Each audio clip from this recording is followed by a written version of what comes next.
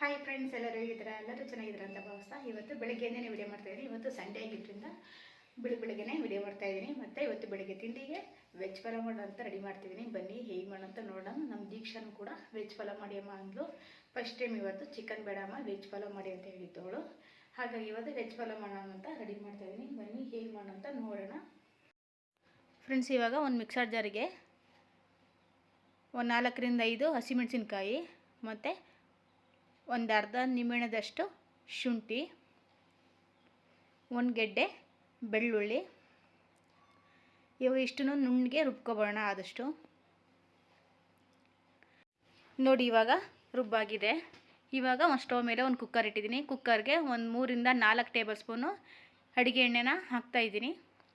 ಇದಕ್ಕೆ ಇವಾಗ ಎಣ್ಣೆ ಕಾದ ನಂತರ 2ರಿಂದ 3 ಚಕ್ಕೆ, 2ರಿಂದ 3 ಲವಂಗ, ಒಂದು ಸ್ಟಾರ್ ಹೂವು, ಒಂದು ಪಲಾವ್ ಎಲೆ,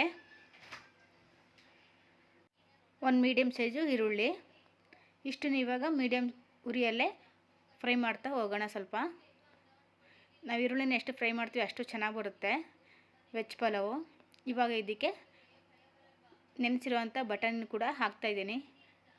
ಬಟಾಣಿ ಹಾಕೋದ್ರಿಂದ ತುಂಬಾ ಚೆನ್ನಾಗಿರುತ್ತೆ. ಮತ್ತು ನಮ್ಮ ದೀಕ್ಷನ್ಗೆ ಬಟಾಣಿ ಹಾಕಿ ಮಾಡೋದ್ರಿಂದ ತುಂಬಾ ಇಷ್ಟಪಟ್ಟು ತಿಂತಾಳೆ. ಇವಾಗ ಕ್ಯಾರೆಟು, ಬೀನ್ಸು ಮತ್ತು ಗೆಡ್ಡೆಕೋಸನ್ನ ಹಾಕ್ತಾಯಿದ್ದೀನಿ. ಈ ಮೂರನ್ನು ಅಷ್ಟೇ ಅದ್ರ ಜೊತೆ ಚೆನ್ನಾಗಿ ಫ್ರೈ ಮಾಡಿ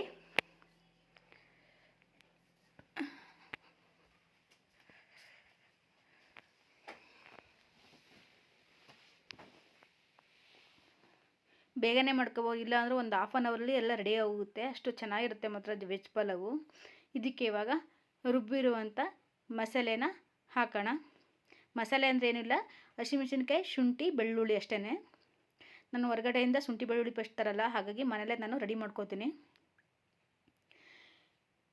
ಇವಾಗ 2 ಟೊಮೊಟೊನ ಕಟ್ ಮಾಡಿ ಹಾಕ್ತಾಯಿದ್ದೀನಿ.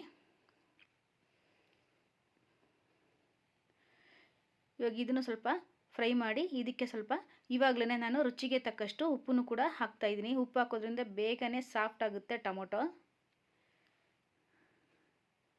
ರುಚಿಗೆ ಎಷ್ಟು ಬೇಕೋ ಅಷ್ಟು ಉಪ್ಪು ಹಾಕ್ಕೊಂಡ್ರೆ ಸಾಕು. ಹಾಗೆಯೇ ಫ್ರೈ ಮಾಡ್ತಾ ಇದಕ್ಕೆ ಸ್ವಲ್ಪ ಪುದೀನ ಸೊಪ್ಪು,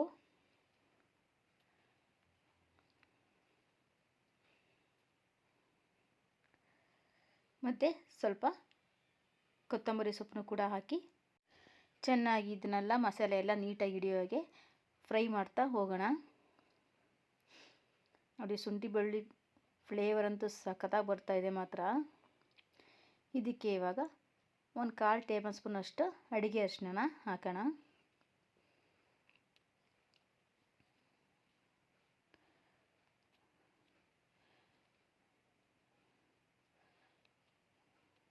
ತುಂಬಾ ಚೆನ್ನಾಗಿರುತ್ತೆ ಮಾತ್ರ. ಯಾವ ಮಕ್ಕಳು ತರಕಾರಿ ತಿನ್ನಲ್ಲ ಅಂತ ಮಕ್ಕಳಿಗೆ ಈ ಥರ ಮಾಡಿಕೊಡೋದ್ರಿಂದ ತುಂಬಾ ಇಷ್ಟಪಟ್ಟು ತಿಂತಾರೆ ಮಕ್ಕಳು. ತರಕಾರಿನೂ ಕೂಡ ಇಷ್ಟಪಟ್ಟು ತಿಂತಾರೆ ಈ ಥರ ಮಾಡಿದ್ರೆ, ಮಸಾಲೆ ಎಲ್ಲ ನೀಟಾಗಿ ಹಿಡಿಯೋದ್ರಿಂದ. ಮತ್ತು ಒಂದು 1/4 ಟೇಬಲ್ ಸ್ಪೂನು ಗರಂ ಮಸಾಲ, ಒಂದು 3/4 ಟೇಬಲ್ ಸ್ಪೂನಷ್ಟು ಧನಿಯಾ,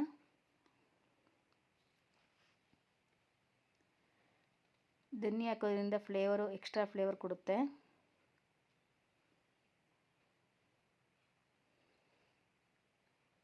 ಇದಕ್ಕೆ ಇವಾಗ ಒಂದು 2 ಟೇಬಲ್ ಸ್ಪೂನಷ್ಟು ಮೊಸರು ಹಾಕ್ತಾಯಿದ್ದೀನಿ, ಅಂದರೆ ಗಟ್ಟಿ ಮೊಸರು. ಮೊಸರು ಹಾಕೋದ್ರಿಂದ ಪಲಾವು ತುಂಬಾ ಸಾಫ್ಟಾಗಿ ಬರುತ್ತೆ, ತುಂಬಾ ಚೆನ್ನಾಗಿರುತ್ತೆ ಮಾತ್ರ.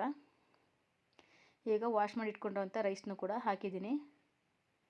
ಇದನ್ನು ಸ್ವಲ್ಪ ಮಸಾಲೆ ಜೊತೆ ಮಿಕ್ಸ್ ಮಾಡಿ ಇವಾಗ ಅಳತೆಗೆ ಎಷ್ಟು ಬೇಕೋ ಅಷ್ಟು ನೀರನ್ನು ಹಾಕೋಣ.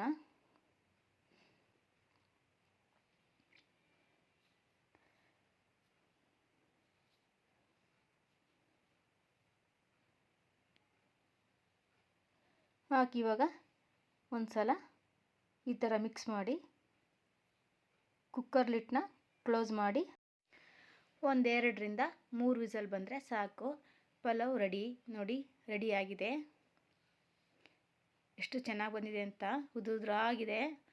ನೀಟಾಗಿ ಎಲ್ಲ ಒಂದು ಕಡೆ ಮಿಕ್ಸ್ ಮಾಡಿ ಇವಾಗ ಇದಕ್ಕೆ ಸ್ವಲ್ಪ ಒಂದು ಅರ್ಧ ನಿಂಬೆಹಣ್ಣದಷ್ಟನ್ನ ಹಾಕ್ತಾಯಿದ್ದೀನಿ. ಹಾಕಿ ಇವಾಗ ಒಂದೇ ಒಂದು ನಿಮಿಷ ಮುಚ್ಚಿಟ್ರೆ ಸಾಕು.